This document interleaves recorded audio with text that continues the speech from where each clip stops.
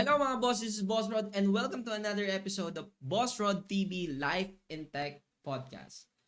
I know maraming mga beginners or mga career shifters na hindi alam na dapat ganito pala tayo mag-isip like a developer. So in this episode, pag-uusapan natin paano nga ba at ano nga ba yung mga programming fundamentals na kailangan nating malaman to think like a developer. Ang programming mga boss or building an application mga boss is actually the same thing with the other stuff na nangyayari sa real world, no? We can just imagine, no, pagka nagbi-build tayo ng burger, you can just imagine na yung pag-build mo ng burger, that's the programming task, no? And then yung mga spatula, yung mga kutsilyo, and other stuff and so on, ayun naman yung mga tools na gamit mo, which ayun yung mga programming language, ayun yung mga libraries and frameworks na ginagamit natin to build an application.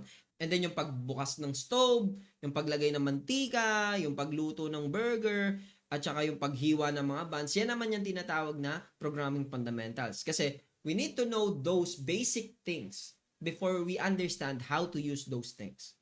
Okay? So yun parang pinaka-basic analogy ng how programming works or how you build an application in programming world. So since we know, no, na ganun lang pala yung programming, no, parang nagluluto ka lang din ng burger, no. Syempre, sa una mong pagluto ng burger or sa una mong pag-try ng burger, kung hindi mo alam yung mga basic fundamentals na yung mga boss, hindi ka makakagawa agad ng burger na maayos yung pagkaluto or maayos yung pagkahiwa ng bun and so on kasi you don't know how to use those things kung hindi mo siya inaral muna sa una. No, ganun din sa programming, no? Kung magbi-build ka ng website, kung magbi-build ka ng mobile application, and then you don't know how the variables works, how the for loop works and other stuff and so on and so on, do you think makakapag-build ka ng application? Syempre, hindi. That's why learning fundamentals in the first stage of being a software developer is very important.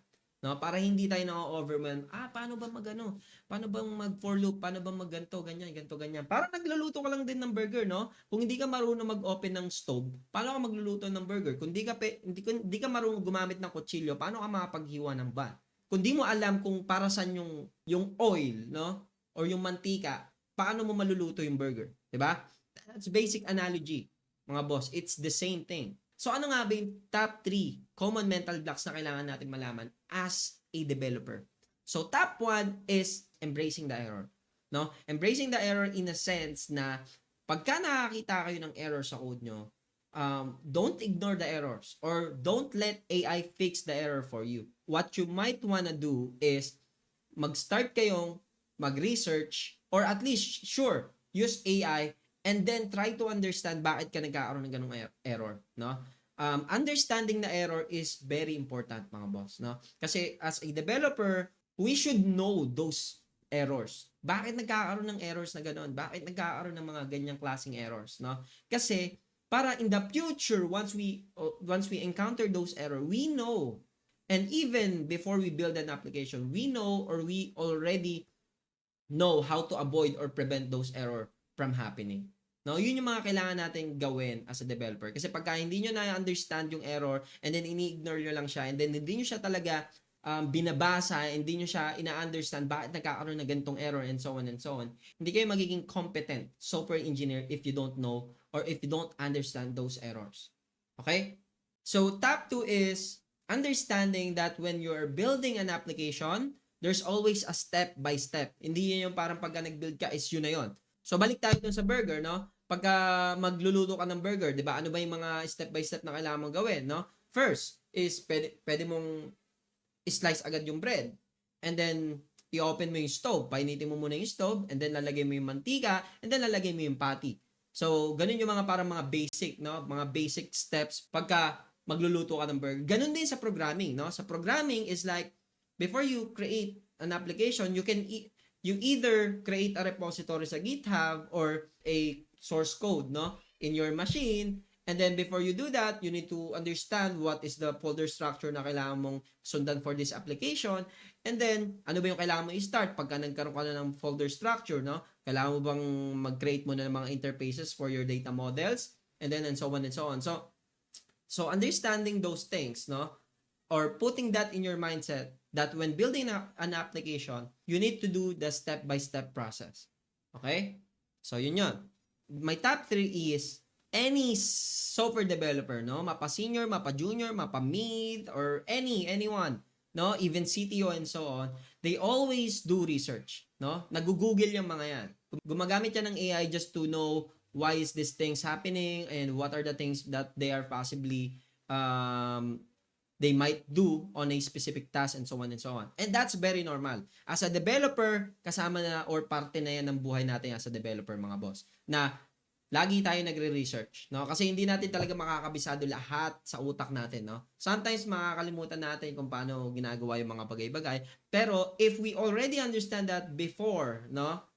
We do know already how that thing works, and we just need to have a review kung paano siya talaga ginagawa, ano yung mga syntax, and so on, no? Ganun siya.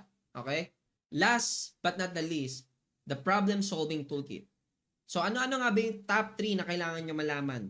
My top 1 is learning how pattern works. You can just imagine yung pattern is like a technique, no? So, maraming klaseng pattern, no? Pwede natin gawing example yung mga design patterns, no? Mga design patterns like factory pattern, builder pattern, no, strategy pattern, and kung ano-ano pang pattern, no. So ayun yung mga techniques na ginagamit sa programming to build an application, to have an efficient way how to build specific business logic or specific implementation.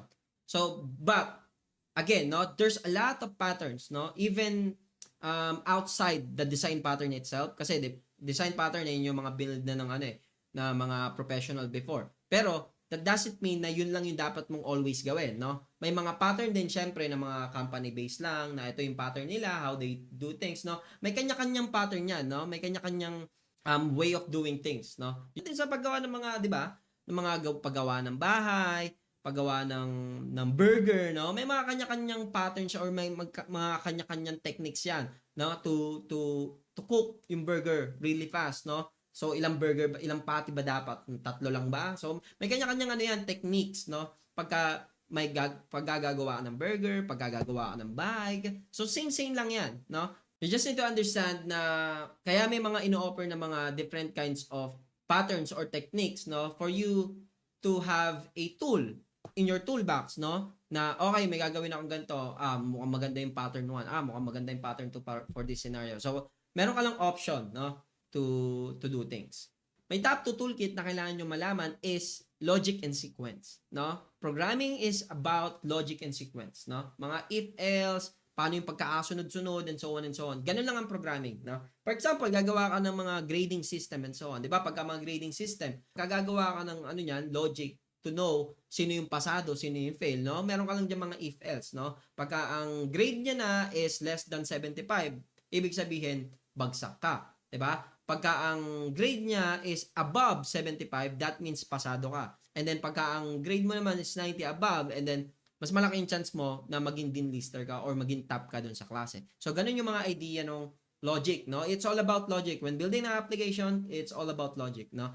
Imagine, ipaglalagin ka sa specific application, logic din yun, no? Kailangan yung credential mo is nagmamatch sa email and password, no?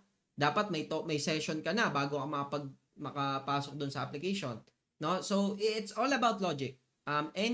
Anything na nasa programming or sa pag-build ng application, it's all about logic and sequence. Okay? My top 3 is blueprint, no? So ano ba yung blueprint, mga boss, no? Ito yung kailangan natin before natin i-build yung application. Kailangan may plano muna tayo. Ano ba yung gusto nating i-build, no? Ano ba yung plano natin for this specific application? No, kailangan muna natin i-list down ano ba yung mga kailangan natin. Kailangan ba natin ng ganitong programming language? Kailangan ba natin ng ganitong server? Blah, blah, blah, and so on and so on. So, yun yung parang kailangan nyo or essential when doing problem solving. For example, may gusto tayong build na specific features na lang. Okay? Sa features na to, ano-ano ba yung mga kailangan, mga requirements? No? We need to understand what is the requirements of this specific feature. Ililist down muna natin ano yung mga gagamitin natin and so on and so on. So para ka lang nagpe-prepare ng blueprint mo before you start coding. Okay? Ito yung pinakamagandang mindset na kailangan nyo, mga boss, no? Na pagka magbe-build kayo ng application, features, or anything, you need to think before you code. Kasi kung kukode lang kayo ng kukode, wala kayong mararating yan. But if you think first, no, understand what are you trying to do. And then pagka na-understand mo na yon, and then start coding. Okay? That's why you need to think before you code. So yun lang mga boss, and I hope nakatulong sa inyo itong episode na to understand how to think like a developer. So yun lang mga boss, and see you on the next one. Bye.